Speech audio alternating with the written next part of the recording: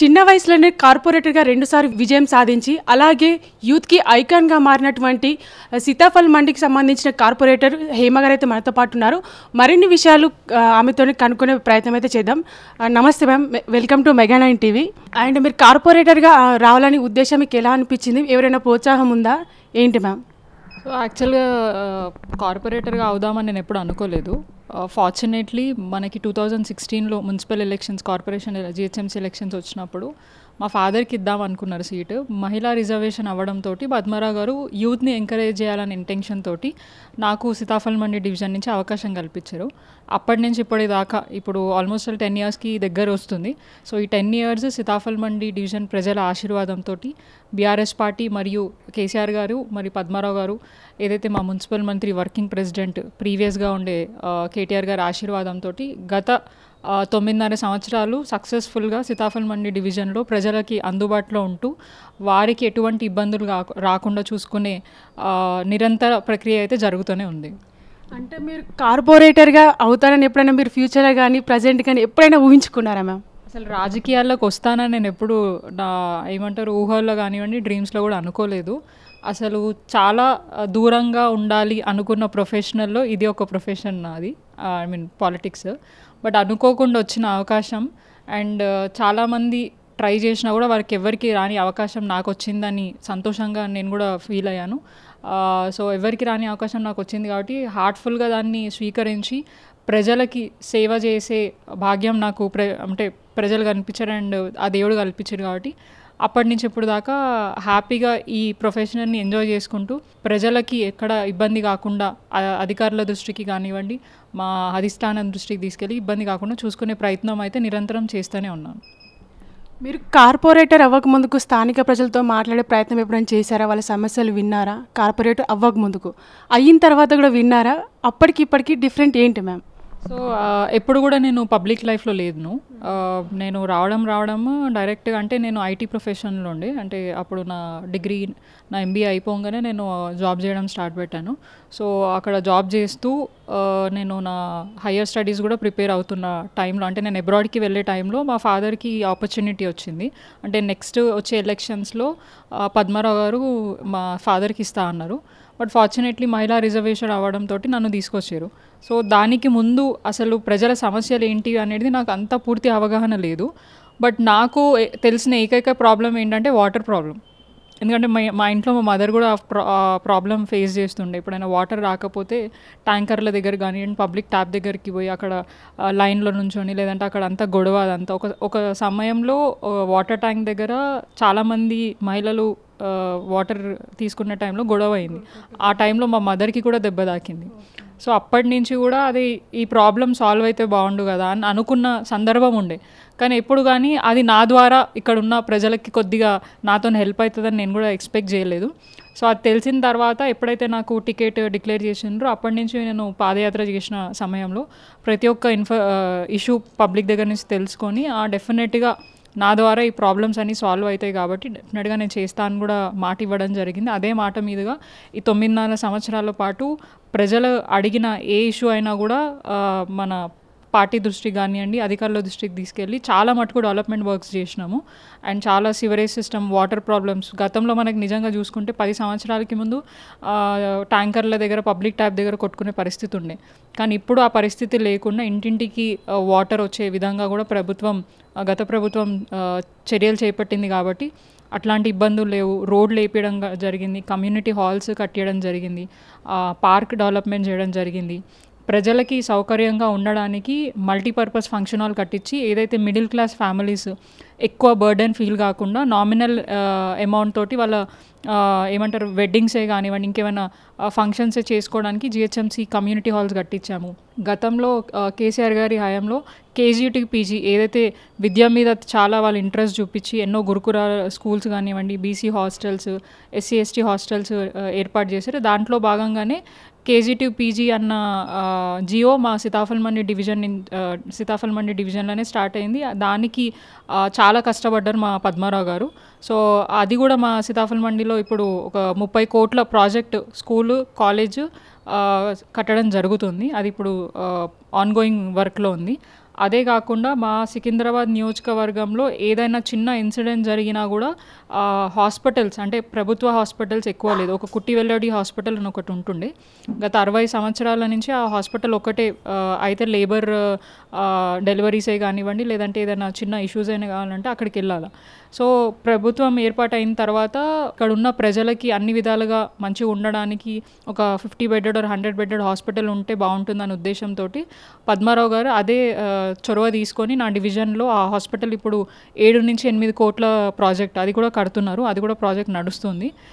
So ప్రజల అవసరాలని దృష్టిలో పెట్టుకొని ఎక్కడ వారికి ఎటువంటి ఇబ్బంది కాకుండా, ఏంటంటే ఎలక్షన్ టైంలోనే చెప్తాము తర్వాత చేయము అన్న మాట లేకుండా బీఆర్ఎస్ అనేది మాటలు తక్కువ చేతులు ఎక్కువ అన్న ఇది మాకుండే. సో గత 10 సంవత్సరాలు కేసీఆర్ గారి నాయకత్వంలో సికింద్రాబాద్ నియోజకవర్గం పద్మారావు గారి చొరవతోటి అభివృద్ధిలో ముందుంది డెఫినెట్గా అన్ని విషయాలలో. ఎందుకంటే ఈ సికింద్రాబాద్ కాన్స్టిట్యున్సీ ఎట్లా అంటే చాలా డెన్స్ ఏరియా ఉంటుంది. మీకు డెవలప్మెంట్ చేయడానికి ఏమంటారు పూర్తి స్థాయిగా అవైలబుల్ ఉండవు, స్పేసెస్ అవైలబుల్ ఉండేవి. గవర్నమెంట్ స్థలాలే కానివ్వండి ఏవి కూడా ఉండే. పబ్లిక్ టాయిలెట్ కట్టడానికే మాకు ఇబ్బంది ఉంటుంది. ఈ ప్లేస్లో అంటే చాలా డెన్స్ ఏరియా, గతం అంటే నిజాం ఏరియా టైప్ అంటారు. సో అన్నీ చాలా చాలా దగ్గర ఇల్లులు కూడా కట్టుకోవడం కూడా అట్లనే ఉంటుంది. అండ్ మోర్ ఓవర్ మాకు ఏంటంటే railway land plus OU land, ఒక 30% రైల్వే ల్యాండ్, 30% ఓయూ ల్యాండ్, మిగతా ఉన్న 40% మిగతా పోర్షన్లో ఓన్లీ ప్రజల ఇది అంటే ఆ ల్యాండ్సే ఉంటాయి. సో ఆ ఉన్న దాంట్లోనే మేము డెవలప్మెంట్ చేస్తూ ఉంటాం. ఇప్పుడు చెప్పిన ప్రాజెక్ట్స్ అన్నీ కూడా ప్రభుత్వ స్థలాలలో ప్రజలకి అవసరంగా ఉండే విధంగా కూడా మేము చేయడం జరిగింది. ఇంకా కూడా ఏమున్నా కూడా దాన్ని పూర్తి స్థాయిగా మేము దాన్ని తెలుసుకొని ప్రభుత్వ దృష్టికి తీసుకొని దాన్ని కూడా కంప్లీట్ చేస్తాం. ఏంటంటే ఇంకా కూడా అంటే స్పోర్ట్స్ మీద దృష్టి ఉంది.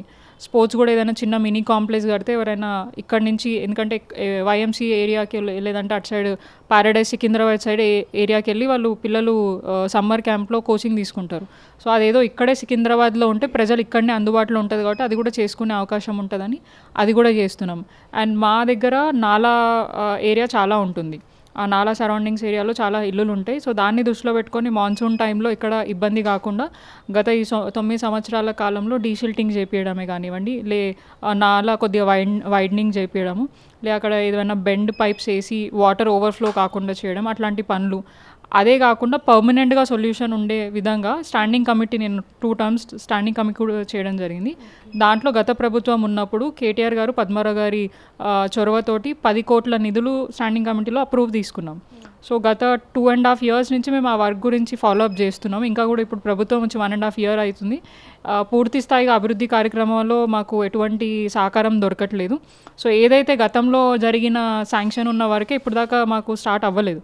సో దాని గురించి ఫాలోఅప్ చేస్తున్నాం. అది గిట అయిందంటే డెఫినెట్గా ఇక్కడ ఉన్న చాలా లోతట్టు ప్రాంతాలు ఏవైతే ఉన్నాయో అవి కొద్దిగా సేఫ్ అయ్యే ఛాన్సెస్ ఉన్నాయి.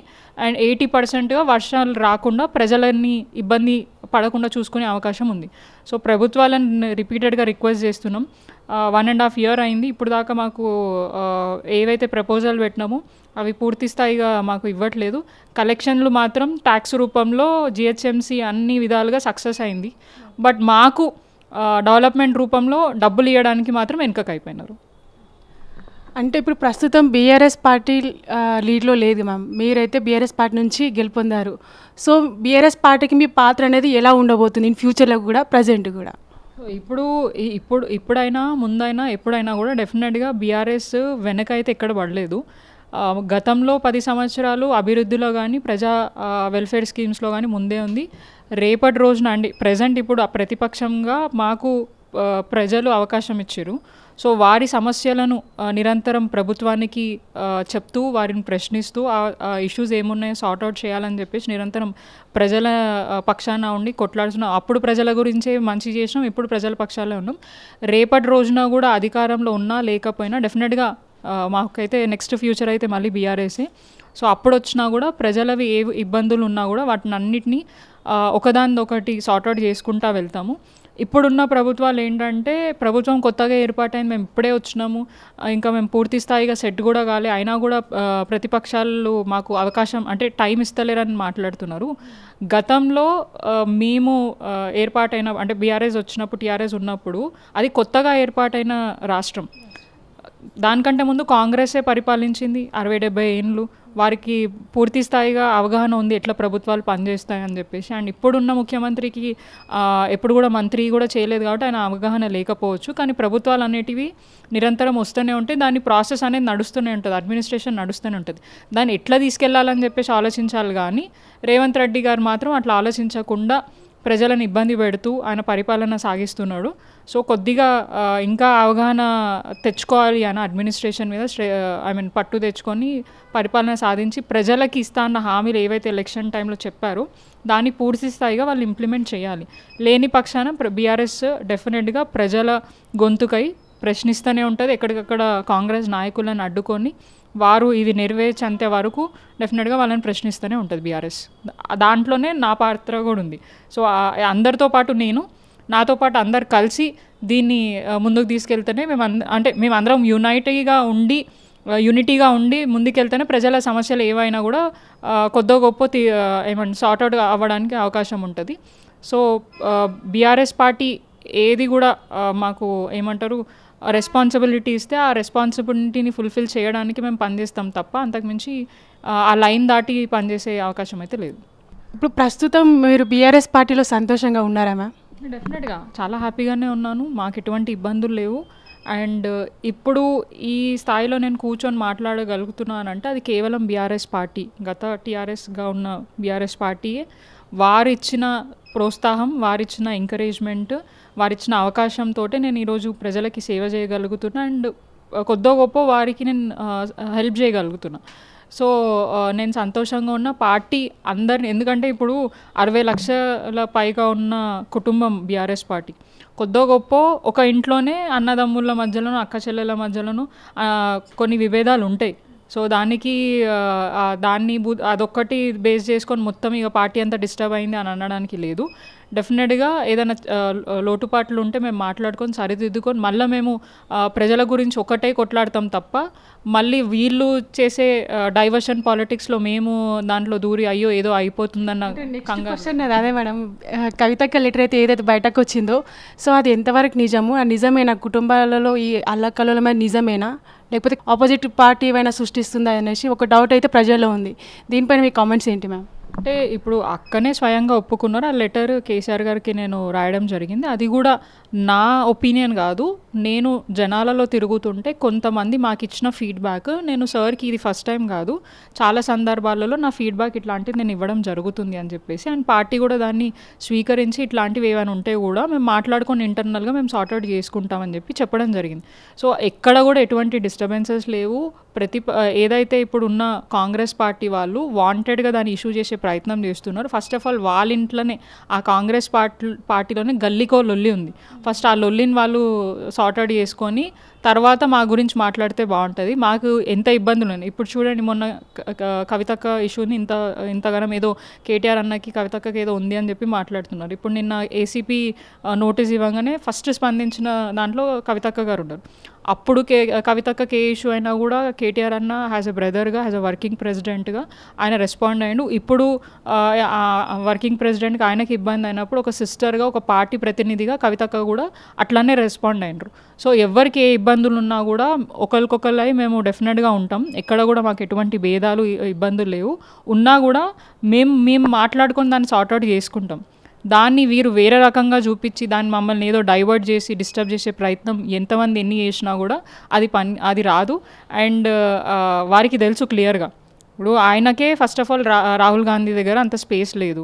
సో ఆయన రాహుల్ గాంధీ దగ్గర పోయినప్పుడు అంత హ్యాపీనెస్ చూపించారు, కానీ మోదీ దగ్గర పోయినప్పుడు మాత్రం అంటే ఇంత చాలా సంతోషంగా ఉంటుంది. ఎందుకంటే వాళ్ళ మధ్యలో ఆ బాండింగ్ ఉంది. అండ్ నేషనల్ హెరాల్డ్ కేసులో ఆయన పేరు వచ్చినా కూడా ఇప్పటిదాకా ఇంకో ప్రతిపక్షంగా ఉన్న బీజేపీ ఒక్కరు మాట్లాడట్లేదు. అండ్ వారి కాంగ్రెస్ పార్టీకి సంబంధించిన నాయకులు కూడా దాని మీద ఎవరు మాట్లాడడం జరగట్లేదు. సో ఇవన్నీ కూడా ప్రజలు గమనిస్తున్నారు. అండ్ ప్రజలకు తెలుసు ఎవరి పార్టీలో ఎంత డిస్టర్బెన్సెస్ ఉందో, ఆ డిస్టర్బెన్సెస్ వల్ల ఏం జరుగుతుందో అనేది వాళ్ళందరికీ తెలుసు.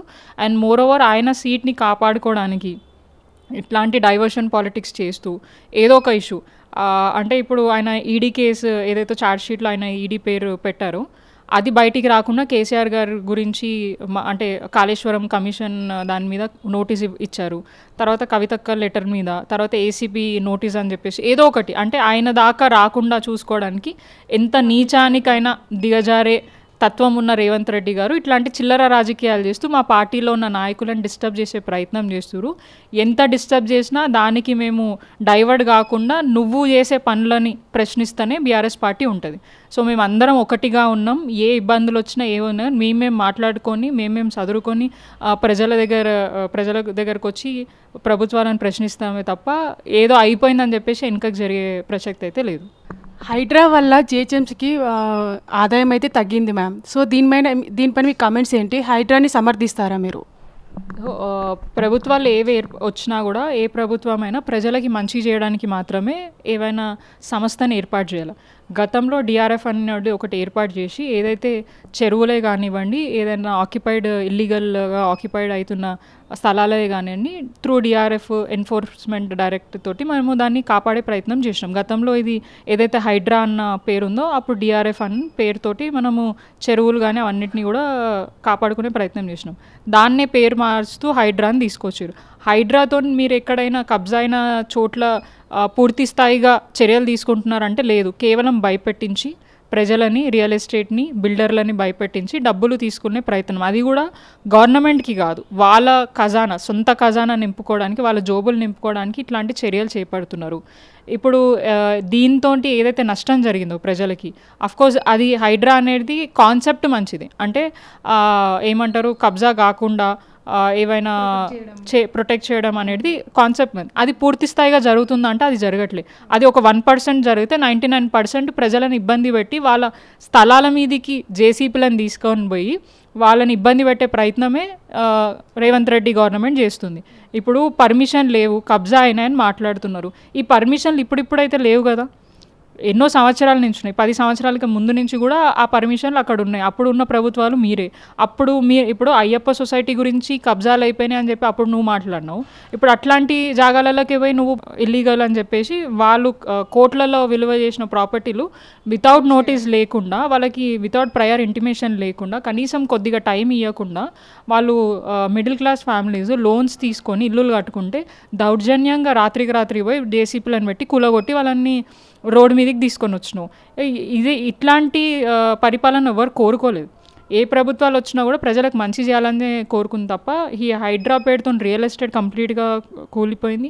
ఎక్కడ కూడా ల్యాండ్ కొనే పరిస్థితి లేదు, ఎక్కడ అమ్మే పరిస్థితి లేదు, కట్టిన ఇల్లులు కూడా కొనుక్కునే సాహసం ఎవరు చేస్తలేరు. అంటే ఇప్పుడు ఈ విషయంలో అయితే హైడ్రాకి సంబంధించిన ఇవి యాక్షన్స్ ఏమైతే ఉన్నాయో ప్రజలైతే భూమి కొనడానికి కానీ రియల్ ఎస్టేట్లో ఇన్వెస్ట్మెంట్ చేయడానికి అయితే చాలా భయపడుతున్నారు. సో దీనిపైన కూడా మీ కామెంట్స్ ఏంటో చెప్పండి. అదే డెఫినెట్గా ఇప్పుడు అది క్లియర్గా కనిపిస్తుంది. అండ్ చాలామంది ప్రజలు మాట్లాడుకునేది అదే, రియల్ ఎస్టేట్ కంప్లీట్గా కొలాబ్స్ అయిపోయింది, ప్లస్ కొనుక్కోవడానికి ఎవరు సాహసం చేస్తలేరు, పర్మిషన్లు కరెక్టా లేదా అని. ఇప్పుడు కొత్తగా ఈయన వీళ్ళు క్లారిటీ అంటే క్లియరెన్స్ ఇస్తేనే అక్కడ వాళ్ళు ఇల్లు కట్టుకోవడానికైనా కొనుక్కోవడానికో అవకాశం ఉంది.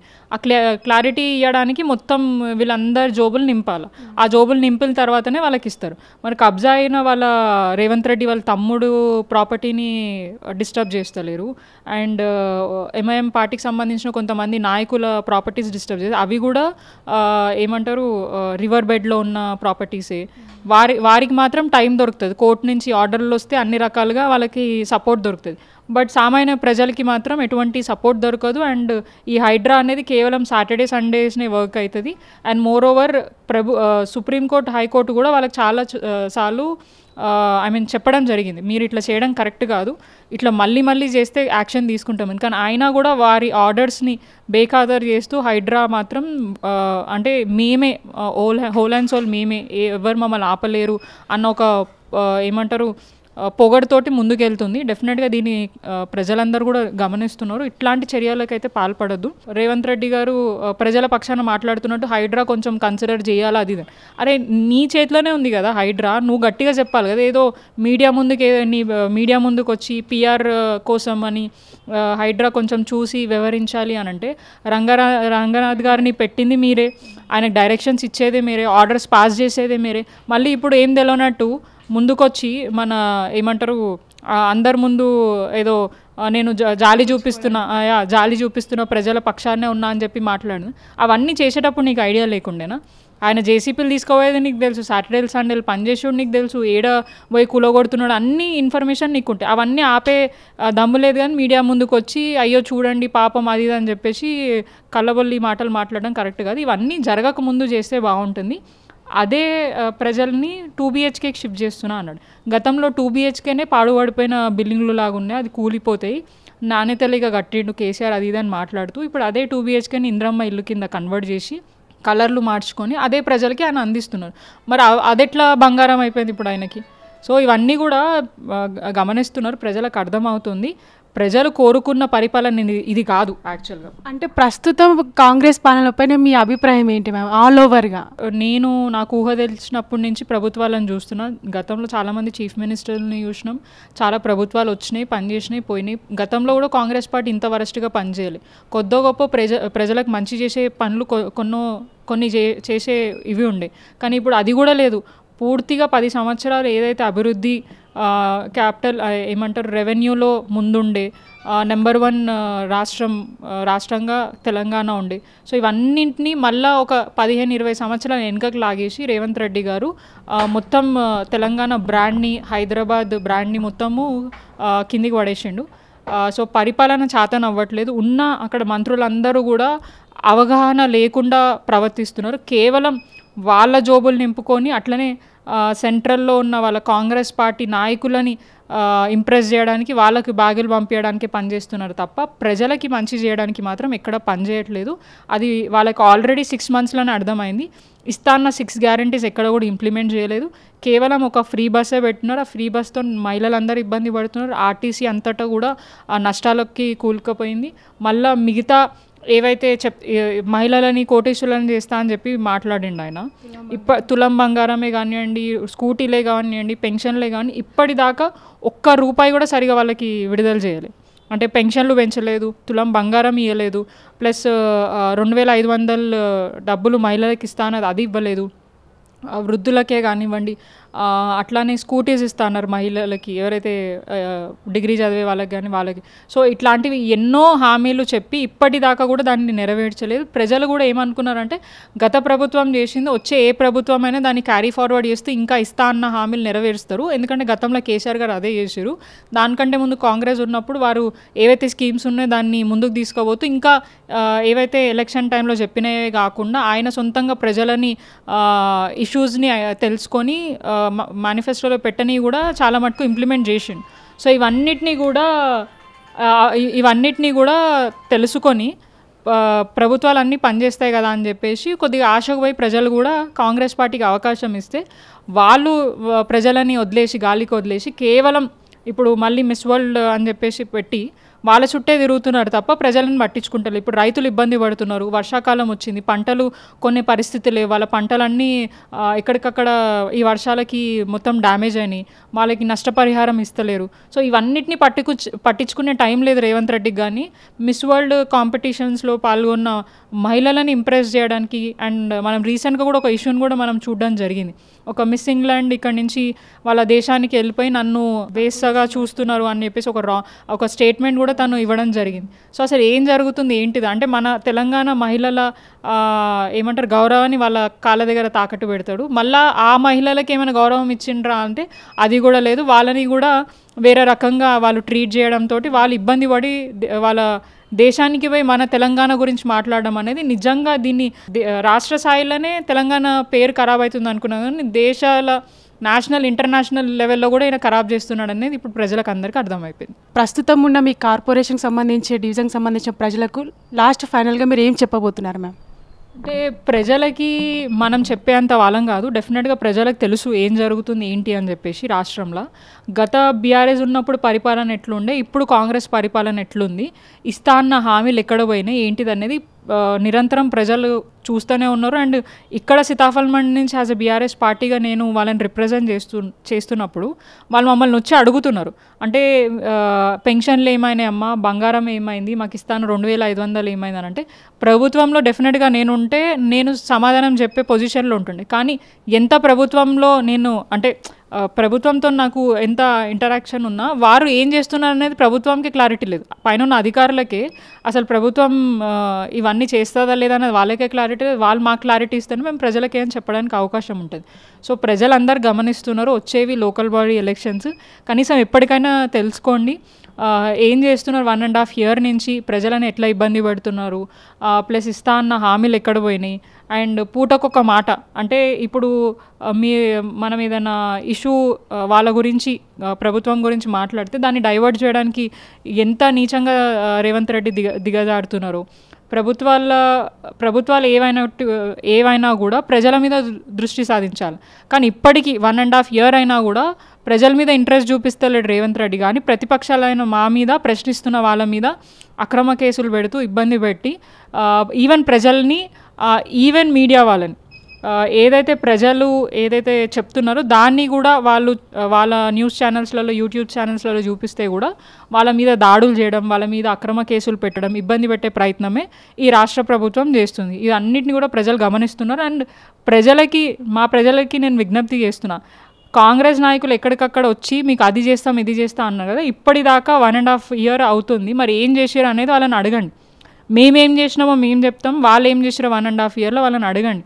అడిగి ఏం అభివృద్ధి చేసినా నెక్స్ట్ వచ్చే ఎలక్షన్లో మరి వాళ్ళకి సపోర్ట్ చేస్తారా మాకు సపోర్ట్ చేస్తారా అనేది మీరు తెలుసుకొని గత 10 సంవత్సరాల బీఆర్ఎస్ ప్రభుత్వ హయాంలో జరిగిన అభివృద్ధి, గత 1.5 yearలో జరుగుతున్న అభివృద్ధిని కూడా చేయండి. ఎందుకంటే రేవంత్ రెడ్డి గారు వచ్చిన ప్రతి రోజు ఆయన ప్రభుత్వం ఏర్పాటైనప్పటి నుంచి ఇప్పటిదాకా కూడా ఏదైనా కూడా కేసీఆర్ గారికే అంటే ఇష్యూ ఏ అయినా కూడా కేసీఆర్ గారి ప్రభుత్వం చేయబట్టికే ఇట్లా అయిందని మాట్లాడుతున్నారు. అంటే అప్పులైనవి, వారు చేసిన అప్పుకే మేము మిత్తులు కడుతున్నామని అన్నారు.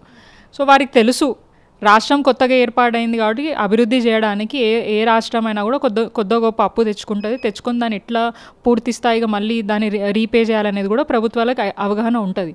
అప్పుడు ఆయన ఎలక్షన్లకు ముందు ఒక మీడియా ఛానల్లో కూర్చొని అప్పులు పెంచకుండా ఏం చేయాలంటే కొత్త అప్పులు చేయొద్దు అన్నాడు. కానీ ఆయన ఏం చేస్తున్న 1.5 yearలో అని అంటే గతంలో కేసీఆర్ గారు 10 సంవత్సరాల 1,00,000 కోట్లు అప్పు చేసి ఆయన ఏడాది కాలంలోనే 1,00,000 కోట్లు అప్పు చేశాడు. కనీసం కేసీఆర్ గారు ఎన్నో బిల్డింగ్లు కట్టిండ్రు. కాలేజ్లే కానివ్వండి, కలెక్టర్ ఆఫీసులు, పోలీస్ కమాండ్ కంట్రోల్, ఫ్లైఓవర్స్, ప్రజలకి వెల్ఫేర్ స్కీమ్స్, అట్లా ఎన్నో అభివృద్ధి కార్యక్రమాలు ఆయన చేపట్టడం జరిగింది. మరి ఈ 1.5 yearలో నువ్వు తీసుకొచ్చిన 1,00,000 కోట్ల అప్పుకి ఏమేమి కట్టినావు? సరే నువ్వు కడుతున్నావు, అప్పు కడుతున్నావు, కానీ అభివృద్ధి కూడా చేయాలి కదా. మరి ఏం అభివృద్ధి చేసినావు? ఎక్కడ ఫ్లైఓవర్ కట్టినావు? ఎక్కడ ఒక ఇటుక పేల్చినావు? ఎక్కడ ప్రజలకి సంక్షేమ పథకాలు అందించినావు? అదే ఆ శంకుస్థాపనలన్నీ గత ప్రభుత్వ హయాంలో జరిగిన వాటికే కదా ఆయన అభివృద్ధి అంటే రిబ్బన్లు కట్ చేస్తున్నాడు. అప్పుడు మా హయాంలో శాంక్షన్ అయ్యి ఇప్పుడు అవి పూర్తయిన తర్వాత దానికి పోయి ఆయన ఇనాగ్రేషన్ చేస్తున్నాడు. ఆయన కొత్తగా చేసింది ఏం లేదు. ఆయన కొత్తగా చేసింది ఏదైనా ఉంది అని అనుకుంటే డెఫినెట్గా ఫ్రీ బస్సే. ఆ ఫ్రీ బస్సుతో పూర్తి స్థాయిగా ఆర్టీసీ ఇబ్బంది పడుతుంది. అండ్ వాళ్ళు కూడా సమ్మెకి పోతా అన్నారు. వాళ్ళకు కూడా పూర్తి స్థాయి జీతాలు ఇచ్చే పరిస్థితి లేదండి. అండ్ రీసెంట్గా రేవంత్ రెడ్డి గారు కూడా ఒక మీడియా ముఖంగా మాట్లాడుతూ డబ్బులు లేవు, జీతాలు ఇచ్చే పరిస్థితి లేదు, నన్ను కోసుకొని తిన్నా కూడా డబ్బులు రావని అంటాడు ఆయన. అంటే ఒక ముఖ్యమంత్రి తండ్రి స్థానంలో ఉండి అట్లాంటి మాటలు మాట్లాడు. డెఫినెట్గా ఒక ఇంటికి పెద్ద అయినప్పుడు ఎంత ఇబ్బంది అయినా కూడా ఆ ఇబ్బందిని ప్రజలకు చూపించకుండా పని చేయాలి తప్ప, గతంలో కేసీఆర్ గారు అదే చేసిండ్రు. కాంగ్రెస్ ప్రభుత్వం కూడా మనకి అప్పు ఇచ్చేపోయింది. వాళ్ళు ఏం పూర్తి స్థాయిగా మనకి ఇట్లా ఇచ్చేయలేదు రాష్ట్రాన్ని, అప్పులు లేకుండా ఏమీ లేదు. దాన్ని అంటే దాన్ని రీపే చేస్తూ కొత్తది తీసుకొచ్చినా కూడా రెవెన్యూ జనరేట్ చేసి దాన్ని కడుతూ ప్రజలకు అన్ని విధాలుగా వెల్ఫేర్ స్కీమ్స్ని డెవలప్మెంట్ అందించిండ్రు తప్ప ఈయనలాగా చిల్లర వేషాలు అయితే వేయలేదు. సో ప్రజలు ఇవన్నీ గమనిస్తున్నారు. తెలుసుకోండి ఏ ప్రభుత్వం ఎట్లా పనిచేస్తుంది అన్నది. ఇప్పటికీ వాళ్ళు ఆల్రెడీ రియలైజ్ అయినారు. ఇంకా కూడా కాంగ్రెస్ నాయకులు వచ్చి కళ్ళబుల్లి మాటలు చెప్తే దాన్ని నమ్మి మీ ఓట్ని వేస్ట్ చేసుకోకండి. ప్రభుత్వాలు కానీ నాయకులు కానీ మీ పక్షాన మాట్లాడే వాళ్ళు కొట్లాడే వాళ్ళు ఉంటే వారికి మాత్రమే మద్దతు తెలపాలని చెప్పి కోరుకుంటున్నాను. ఇదండి సీతాఫల్ మండికి సంబంధించిన విశేషాలు. మరో కార్పొరేటర్తో మళ్ళీ కలుసుకుందాం. This is Swapna signing off.